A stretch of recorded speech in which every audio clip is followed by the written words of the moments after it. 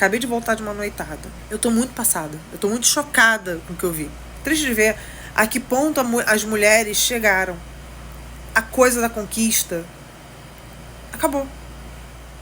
Acabou a esperança de ter homens maneiros, homens legais, que dê flores. O que eu vi é o contrário. A mulher pagando a bebida. Ah, Débora, é machismo? A gente tem os deveres dos homens, os deveres das mulheres. A gente pode ter direitos iguais, mas a gente não precisa igualar tudo. Gente, o que tá acontecendo com os homens? Me conta, sério. Ela tá fazendo de difícil, ele convidou ela 3 vezes. Tadinha, ela tá aqui na minha frente toda arrumada, velho. Eu tô com dó. Você tá jantando salmão, tá comendo ovo cozido. Pela última vez, hein, mano? Você é louco, cachoeira. Gente, eu queria saber o que tá acontecendo com os homens. O que tá passando na cabeça de vocês, que tem acima de 30 anos? O que tá acontecendo? Homens solteiros desse Brasil. Será que foram vocês que decidiram fazer um celibato e nós, mulheres, estamos aqui apenas sofrendo as consequências de uma decisão de vocês? Basicamente, vamos tirar o band-aid de uma vez e resumir que se tu nasceu depois da década de 40, tu não tá perdendo nada em não ter se casado e não ter tido filhos. Tem gente que fala que não, é só a geração X, ou às vezes o pessoal fala não, é só a geração Y, é só na geração X ou na geração Y que tu tem mulher que tá estragada, que tu tem mulher que não serve para ser esposa, não serve para ser mãe, mas talvez até sirva para ser namorada. Olha como é que foram as progressões das coisas. Eu ouvi falar no meu canal, na seção de comentários, que até mesmo as mulheres da geração Z estão reclamando que elas não estão conseguindo arranjar namorados. Então, se tu for ver logicamente essa progressão, tu conclui que as mulheres da geração Z, elas já não prestam nem para ser namoradas, porque se prestassem, os guris da geração Z iam querer alguma coisa com elas. E então, na geração Y, a gente já tem aquela situação em que algumas ainda servem para ser namoradas, mas nunca vão deixar de ser isso, nunca vão se tornar algo além disso. Porque como namoradas ali para os caras da geração Y, elas até servem, só que para coabitar, para casar, para ter filhos, de jeito nenhum. Conforme a gente vê também que na geração X teve muito cara que só coabitou, só teve uma união estável, teve filhos, mas não se casou. Então a gente vê gradativamente, a gente vê a mulher da geração Y, ela não foi boa o suficiente para se tornar uma esposa. A mulher da geração Y, né, a da geração X, ela só foi boa o suficiente para ter uma união estável, talvez nem para se tornar uma esposa. A mulher da geração Y, ela não foi boa o suficiente para se tornar uma esposa ou uma união estável, talvez só namorada. E a mulher da geração Z, o rapaz da geração Z, que ainda é jovem, ele está concluindo que ela não serve nem para ser uma esposa, nem para ser uma união estável e nem para ser uma namorada. Mas também, por que eu tiro essa conclusão de que se tu nasceu depois da década de 50, tu não tem que ficar triste de não ter se casado e não ter tido filhos? Porque se tu for ver, a mulher que nasceu na década de 40, ela ainda teve uma formação até os 20 anos sem uma sociedade dominada pelo feminismo, nas escolas e nas universidades. E mesmo porque a mulher que nascia na década de 40, ela não ia para a faculdade. Então ela conseguiu ter uma formação até pelo menos os 20 anos de idade sem ter sofrido a lavagem cerebral feminista. Mas se tu for ver a mulher que nasceu ali na década de 50, se ela era de uma classe média, de uma classe alta, e ela teve a oportunidade de fazer universidade, tu pode ver que ela nasceu na década de 50, só que daí, na década de 60 e 70, quando ela estava no ensino médio, indo fazer faculdade, já estava indo para um ambiente que estava sendo dominado pelo feminismo. Se tu for pegar a mulher que nasceu ali na década de 60, 70, pior ainda, rapaz, o feminismo já estava chegando no ensino médio. E hoje em dia, se duvidar, a mulher ali da geração Y, o feminismo já pegou ela no jardim de infância. Mas explicando um pouco mais detalhadamente, eu já discuti que se tu for analisar, colocando os prós e os contras, tu vê que a mulher, vamos ser bem diretos, a mulher da geração Y, ela, no geral, a maioria esmagadora delas, são todas mulheres carreiristas, e as que não são carreiristas têm grande chance de serem conservadoras. A gente já definiu o que é a conservadora. Aquela mulher que vai se fazer de tradicionalista, vai se fazer de conservadora, porque ela quer um homem que seja tradicionalista. Ela quer um homem que tenha uma carreira boa, que tenha um salário alto, que vai provavelmente colocar ela para ser uma dona de casa, com praticamente nenhuma responsabilidade, e vai sustentar ela totalmente. Só que por que a gente chama elas de conservadoras? Porque o governo não é tradicionalista hoje em dia, com as suas leis. A sociedade não é tradicionalista. E pode ter certeza que a mulher que é a conservadia, ela não é tradicionalista. Ela não vai estar casando antes dos 25 anos de idade. Ela não vai estar colocando a carreira dela atrás do marido e da família. Talvez até ela coloque, só que ela vai cobrar um preço muito caro nisso. Porque hoje em dia, para o homem ter condições de sustentar a mulher, sem a mulher precisar trabalhar, o cara tem que ser muito bom, vai ter que ralar umas 50, 60 horas por semana. E da mesma forma, vai ser difícil ver ela ter um comportamento de conservadora, de tradicionalista dentro de casa, fazendo tudo quanto é serviço de casa e não deixando o marido mexer um dedo para fazer as coisas. Aliás, o argumento principal que eu uso hoje em dia para identificar uma conservadora é ver se a mulher teve pelo menos 2 filhos. Tu vai ver um monte de mulher aí que é conservadora, que casou depois dos 25, casou depois dos 30, tá lá sendo sustentada pelo maridão, tendo uma vida fácil, e ela não se coçou nem para ter pelo menos 2 filhos, para manter a nossa sociedade. Tu vai ver um monte de conservador aí que casou com um cara rico para ter vida fácil e só teve 1 filho. Mas isso é abordando a conservadora, que já é ali a minoria. A maior parte das mulheres é a mulherada feminista, que admite ou não admite que é feminista, é a mulher que é carreirista. Por que a mulher carreirista ela é um péssimo negócio para o homem? Porque a mulher carreirista ela não vai abrir mão da carreira e dos estudos dela. Eu já discuti algumas vezes o porquê isso. Porque ela não confia no marido, ela quer manter a carreira dela como uma apólice de seguros, para caso o relacionamento não dê certo, ela conseguir se manter. Ou ela não acha o marido alfa o suficiente, ela não acha que o marido é dominante o suficiente ou tem recursos o suficiente para ela se tornar uma dona de casa. Mas então quais que são os efeitos disso? Bem, primeiramente, o fato dela trabalhar 40 ou 44 horas por semana numa carreira dela faz com que ela seja uma péssima companheira, uma péssima esposa. Porque ela não vai se dedicar ao marido, não vai se dedicar à família, não vai se dedicar à casa ou aos filhos. Ela vai tentar fazer tudo, vai tentar ser tudo e não vai fazer nada direito, não vai ser nada direito. Ela não vai ser uma boa profissional, ela não vai ser uma boa companheira, não vai ser uma boa esposa, não vai ser uma boa mãe. Basicamente, tu vai estar pegando todos os aspectos ruins de se tornar um marido, de se tornar um pai, um chefe de família, que são os aspectos legais, com toda aquela responsabilidade que legalmente cai só sobre o homem, não cai sobre a mulher. Como a gente já disse várias vezes, né? A mulher ela tem direitos, os homens têm responsabilidades na sociedade atual. E qualquer benefício que tu teria anteriormente ao arranjar uma esposa, que basicamente é ganhar uma homemaker, né? Uma fazedora de casa, que ela ia se dedicar primeiramente à família, a você e aos filhos, então ela ia cuidar da casa, ela ia cozinhar, tu não ia ter estresse, não ia ter preocupação nenhuma dentro de casa, e isso ia ser a tua recompensa por estar subsidiando ela, ou seja, pagando a maior parte das contas ou até mesmo pagando todas as contas, tu ia ter esses benefícios de ter uma esposa anteriormente. Tu ganhava alguma coisa. E o que é a mulher carreirista hoje em dia?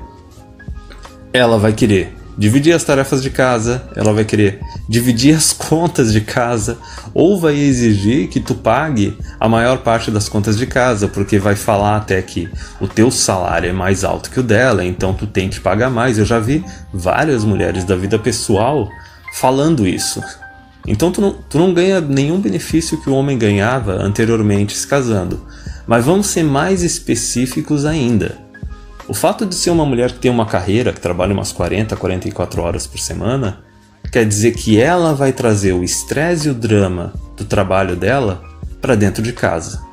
Tu já tá colocando ela para morar junto contigo e tu tá perdendo a tua privacidade. Tu ainda vai perder a tua paz de espírito porque ela vai jogar todo esse estresse, toda essa incomodação em cima de ti. E tem outro detalhe ainda por cima. O outro detalhe é que o fato dela ser uma mulher carreirista, ser uma mulher estressada, faz com que a libido dela diminua. Então tu, em comparação com os homens de outras relações anteriores, tu vai ter uma vida bem mais fraca com a tua esposa hoje em dia. Então tu já não tem aqueles benefícios da mulher cuidando da casa, tu já tem uma vida pior. O fato dela se dedicar à carreira e aos estudos dela também aumenta as chances de divórcio, e eu nem falei ainda da parte financeira. Porque se tu fosse um homem solteiro, sozinho, só cuidando de ti, tudo quanto é conta que tu tá pagando são só as tuas contas. Se tu tem um imóvel com um espaço um pouco maior, tu pode chamar um amigo para morar junto, não tem o drama, tem a divisão de despesas, tem a divisão de tarefas, e tu ainda ganha um aluguel na faixa. Agora, me aponta para um cara que cobra aluguel da esposa ou da namorada que mora com ele. O fato dela ser uma esposa ou uma namorada, basicamente quer dizer que ela já ganhou uma casa na faixa, ela não tem que pagar moradia. Como assim? Que coisa é essa? Aliás, eu lembro até hoje que eu vi um post, eu não lembro se era de Twitter ou de Facebook, que era um screenshot de uma mulher reclamando que o namorado ou o ex-namorado dela tinha um imóvel extra e ele estava cobrando aluguel dela se ela quisesse morar nesse imóvel extra dele. Tava até dando um preço mais barato e tal por causa do relacionamento, só que ele estava cobrando aluguel de qualquer forma, e a mulher estava achando isso inaceitável e reclamando nas redes sociais. O mais engraçado é que não foram só homens que apareceram na seção de comentários falando que ela era uma hipócrita. Até mesmo mulheres estavam lá falando que ela é uma hipócrita. Primeiro lugar, tu não tem que sentir que tu tá perdendo algo. Tu não tá perdendo nada, tu tá perdendo um acordo, um projeto de vida totalmente fracassado com uma mulher que vai te trazer mais riscos e mais problemas do que benefícios. Tu não tá perdendo nada hoje em dia não se casando e não tendo filhos. Pelo contrário, tu tá ganhando. Tu tá ganhando a tua liberdade, tu tá ganhando uma oportunidade de ter uma vida muito tranquila. Porque, como eu já falei, não tem benefícios. Só tem riscos e só tem incomodação. Basicamente, se tu tá sentindo que tu tá perdendo algo, é porque tu não tá olhando a realidade.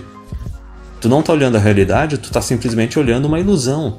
Tu tá olhando uma lavagem cerebral que colocaram em ti desde quando tu era pirralho, que colocaram quando tu era adolescente, que provavelmente a tua família colocou isso na tua cabeça, a mídia principalmente colocou isso na tua cabeça, colocando aquela ideia de que o objetivo principal do homem é se casar e ter filhos. Se o cara não tem uma esposa, tem algo de errado nele, ele não se esforçou para conseguir aquela validação feminina. Ele não está cumprindo aquele papel social, aquele objetivo dele. Porém, talvez em gerações anteriores não fosse uma ilusão. Talvez em gerações anteriores realmente o cara que era casado, que tinha filhos, ele tinha um status maior na sociedade. Hoje em dia não. Talvez a vida dele se beneficiasse disso, se tornasse mais fácil, mais agradável. Hoje em dia não. Talvez as mulheres anteriormente elas eram mais aptas a serem boas companheiras, a serem boas esposas e boas mães. Hoje em dia não. Em todos os aspectos tu conclui praticamente o contrário. Então tu não tem que se sentir triste com isso, muito menos entrar em algum tipo de depressão. Tu pode talvez se sentir injustiçado, porque o contrato social, o acordo que está disponível para ti, é muito pior do que em comparação com gerações anteriores. Mesmo porque tu pode se sentir injustiçado, porque, como eu disse, o governo não é tradicionalista. As mulheres não são tradicionalistas, a sociedade não é tradicionalista, as leis não são tradicionalistas. Então por que diabos tu tem que ser tradicionalista? Eu até me surpreendi porque eu vi que em pleno 2018 ainda tem homens que, atualmente, ou até alguns meses atrás, ainda eram aqueles trouxas que toda vez que saíam com uma mulher pagavam uma conta. Eu não consigo entender isso, eu nunca fiz isso, seja pra peguete, ou pra relacionamento casual, ou pra namorada.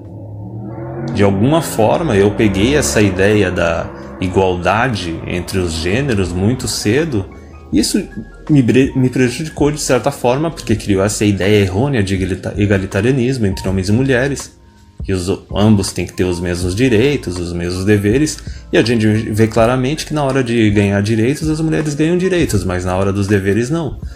Porém, essa ideia da igualdade criou em mim uma visão de que tu não tem que pagar pela mulher, pela companhia dela. A mulher, ela tem acesso a estudo, tem acesso ao trabalho, e basicamente eu desde cedo, toda vez que eu vi uma mulher que queria que o cara pagasse pela companhia dela, basicamente pagasse pelos encontros, tivesse um carro para pegar ela no lugar e levar depois de volta, basicamente eu via isso como eu via isso como algo que me enojava. Quer dizer, eu tenho que ficar pagando pela tua companhia? Que é essa? Só que isso não foi a vivência que alguma parte dos homens tiveram. Só que o lado bom é que a gente vê que de pouco em pouco eles estão aprendendo. De pouco em pouco eles não estão dispostos a dar esse free ride, esse passeio gratuito para as mulheres. Essa oportunidade para as mulheres de que se os estudos e a carreira delas não derem certo, elas podem arranjar um trouxa e pronto, a vida delas está feita. E a gente viu a progressão disso. A gente viu que, por exemplo, mulheres baby boomers, elas ainda foram consideradas pelos homens boas o suficiente para serem esposas, para se casar e ter filhos. A gente já vê ali como foram as estatísticas de divórcio das mulheres baby boomers. Teve umas que se deram muito bem, fizeram muita grana com isso. Aí a gente tem as mulheres da geração X, que teve algumas que acabaram não casando no legal, porque já tinha uma liberação sexual maior, só que elas chegaram a coabitar com o cara. Então basicamente tiveram uma união estável, que acabou virando casamento por causa das leis, tiveram filhos, moraram juntos, só que daí a gente já vê um aumento na quantidade de divórcios da mulher da geração X. Só que então a gente já conclui que ela foi vista como homem, não como boa o suficiente para ser uma esposa, de casar e noivar e tudo mais. Só que foi boa o suficiente para morar junto, para coabitar. E aí, daí a gente vê na geração Y que os homens eles já não consideram as mulheres dessa geração boas o suficiente para serem esposas, nem boas o suficiente para coabitar, para ter uma união estável. Elas são as eternas namoradas, que o homem nunca passa além desse estágio com ela, porque ele não vê a mulher como algo bom o suficiente para isso. Isso é positivo, isso é bom para o homem. Mas olha a comparação, enquanto a mulher baby boomer, ela pôde fazer um saque gigante no homem, que fez todo o contrato completo com ela, a mulher da geração X já teve um saque um pouco menor. A mulher da geração Y praticamente não teve saco nenhum. No máximo ela ganha alguns benefícios enquanto ela é namorada do cara, mas a hora que, como ela não chega a coabitar, não chega a ter união estável nem casar, ela só tem aquele saquezinho temporário enquanto o relacionamento tá rolando. Ela não tem a oportunidade de meter um divórcio no cara e ferrar com ele. Então olha, por exemplo, na geração Z, se esse negócio de que as mulheres da geração Z estão reclamando que elas não estão conseguindo arranjar namorado, elas não estão nem tendo aqueles benefícios da fase de namoro. Do cara que, por exemplo, tem um carro e acaba facilitando a vida da mulher, levando para passeios, ou talvez pegando e levando do trabalho, talvez até as viagens, as férias, os presentes, os jantares. O Fox mesmo, ele fez um exercício mental uma vez, calculando assim quanto que o cara Blue Pill, Betão, deve gastar por mês para ter uma namorada. Foi algo que variou ali entre uns 400, 600, 800 reais no mínimo, entendeu? Dependendo do nível de exigência da guria, talvez a nota dela ou talvez a região do país. Então o acordo ele foi se tornando cada vez pior. Não foi algo, podemos ver que não foi uma coisa de uma hora para outra, foi algo gradativo. Foi algo que durou algumas gerações, umas 2 gerações. Basicamente foi como que, imaginem o seguinte, imaginem que ser um chefe de família, ser um marido e ser um pai fosse um cargo, fosse um emprego. Tu vê gradativamente que ano após ano, década após década, o teu salário não só ele estagnou, como ele foi reduzido, a tua jornada de trabalho foi aumentando, as tuas atribuições, as tuas responsabilidades também foram aumentando, e os riscos, digamos assim, acidentes de trabalho, vamos comparar como se o divórcio fosse um acidente de trabalho capaz de destruir a tua vida. Os riscos só foram aumentando. Hoje em dia, nossa, se a gente for analisar, a gente tem 2 armas pesadas contra o homem que arrisca ter uma união estável se casar, que são ali o divórcio com as varas de família e a Lei Maria da Penha. Então o homem da geração Y, ele meio que se escapou disso não morando junto, não coabitando. Mas veja bem como que cada geração as mulheres criam uma arma para tentar dominar o homem. A gente pode concluir, por exemplo, que as mulheres baby boomers, elas criaram, através do Estado, a união estável, para querer tentar dominar aqueles homens que não casavam com elas no civil. Aí a gente pode ver, por exemplo, as mulheres lá da geração X, elas criaram o quê? Criaram, por exemplo, as varas de família. Criaram, por exemplo, as leis de violência doméstica, as mulheres da geração X e da geração Y. Para quê? Para tentar dominar o marido. Porque através das varas de família, das leis de divórcio, a mulher ela tem a faca e o queijo na mão. Ela pode a qualquer momento destruir o relacionamento e saquear o homem. E daí também com as leis de violência doméstica, ela pode, digamos que ela não queira saquear o relacionamento, ela queira esperar um pouquinho mais para fazer o saque, porque ela está vendo o homem crescer profissionalmente, acumular mais dinheiro, mais bens. Ela pode simplesmente usar as leis de violência doméstica para ficar dominando o homem. Como eu já falei num hangout, basicamente hoje em dia o homem desobedecer a mulher, não ficar fazendo só senhora, sim senhora, isso é violência doméstica. Se tu for analisar como é que funciona ali a Lei Maria da Penha, é basicamente isso. Se tu não deixar a mulher controlar o orçamento da casa, isso é um tipo de violência doméstica.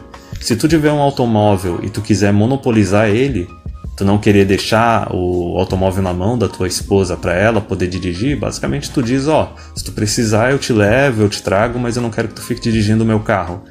Isso é considerado violência doméstica. Mas a gente vê, por exemplo, na geração Z, a gente vê que foi criado o quê? O Me Too, que é esse sistema aí das falsas acusações.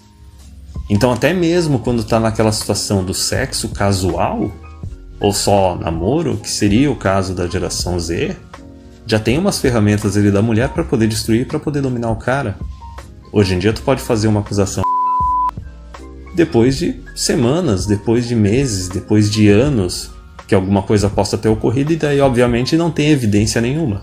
A mulher simplesmente ela quer condenar e destruir o cara no júri social, não no júri legal. E pra gente ver também outra coisa, isso não está se restringindo apenas às mulheres da geração Z. As mulheres da geração Y que estão encalhando, obviamente elas ainda não conseguiram nenhuma lei nesse estilo. Mas elas já estão começando a ensaiar as ideias de que elas estão chegando aos 30, passando dos 30 e ficando encalhadas, e elas estão percebendo que elas não estão conseguindo um comprometimento dos homens da geração Y. Não estão conseguindo morar junto, ter uma união estável, estão conseguindo no máximo ter um relacionamento casual, ou no máximo assim, namorar, cada um morando na sua casa. E elas já estão ensaiando a ideia de que no relacionamento casual, se o homem transa com ela e não liga depois, não continua correndo atrás dela, tem que ter algum tipo de punição nisso. Outro detalhe, se o homem desenvolve um relacionamento assim de namoro, ou até mesmo uma peguete assim de algumas semanas, também tem que ter algum tipo de punição pelo fato do homem não estar se comprometendo com ela, não estar namorando, não estar pedindo em casamento, porque a mulher chegou numa fase que ela começa a usar o dela para conseguir segurança e estabilidade.